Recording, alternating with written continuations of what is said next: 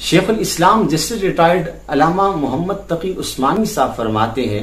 अपनी किताब इस्लाम और हमारी जिंदगी, जिसमें हजरत के फरमुदात को जमा किया गया है, हजरत फरमाते हैं कि नामवर मुहद्दिस शेखुल इस्लाम हाफिज इब्न हजर अस्कलानी रहमहुल्लाह के मुतालिक हजरत फरमाते हैं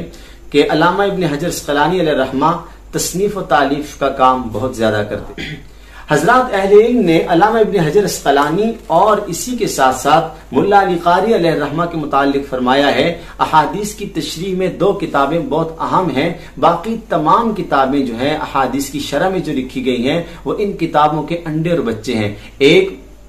फतहुल बारी है, से मिरकातुल मफातीह है। ये दो किताबें ऐसी किताबें हैं कि जो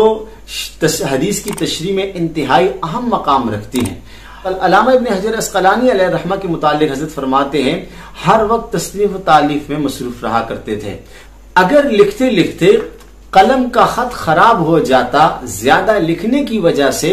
तो कलम को दुरुस्त करते वक्त जो वक्त बच जाता था लिखने से, उस वक्त में अल्लामा इब्न हजर अस्कलानी सुबहानल्लाह वल्हम्दुलिल्लाह वला इलाहा इल्लल्लाह वल्लाहु अकबर ये इन कलिमात को दोहराया करते थे, क्योंकि किताबें लिखना, तस्नीफ व तालीफ, इल्म दीन पढ़ना पढ़ाना ये भी इबादत है। लेकिन जब इससे फारिग हुए तो जो थोड़ा बहुत वक्त उनके पास था, हजरत की ख्वाहिश ही रहती थी कि मेरा ये वक्त भी